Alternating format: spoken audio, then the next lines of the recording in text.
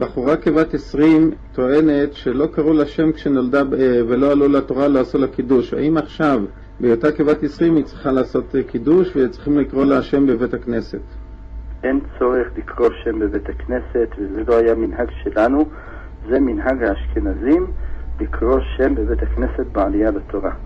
מנהג הספרדים היה ברוב הקהילות וגם חלק מקהילות אשכנז היה שבאחת הלילות יש נוהגים בלילה השישית ללידה, ויש נוהגים אחרי שבועיים, יש נוהגים אחרי חודש. כל עדה וכל קהילה וכל משפחה לפי התנאים ולפי המנהגים היו נוהגים שגדול הבית לוקח אותה ביד ואומר את התפילה מי שברך כמו שכתוב בסידור.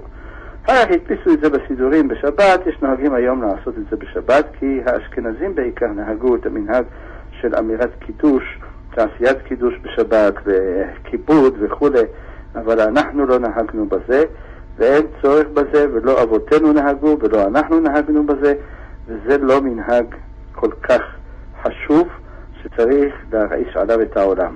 ובפרט שמתנגדים לעשיית הקידוש הזה בבית הכנסת, אין מצד זה שאוכלים בבית הכנסת, זה לא הכי נכון, אין מצד זה שאחר כך שמבטלים סעודת שחרית ועושים אותה על עוגות ועושים אותה על קוגל, ולא יוצאים ידי חובה של סעודת שבת שצריכה לעשותה לכתחילה בלחם, כי בסעודה שלישית יש מי שאומר שיוצא ידי חובה במזונות, אבל בסעודת שחרית לא יוצא ידי חובה במזונות, וצריך לאכול אותה לפני חצות היום. כשהוא בא הביתה הוא שבע כבר מהעוגות, מהקוגל ומכל הקשקושים שאכל, מילא כרסו בבורקסים ובחמוצים, אז עכשיו הוא לא יכול לאכול כבר.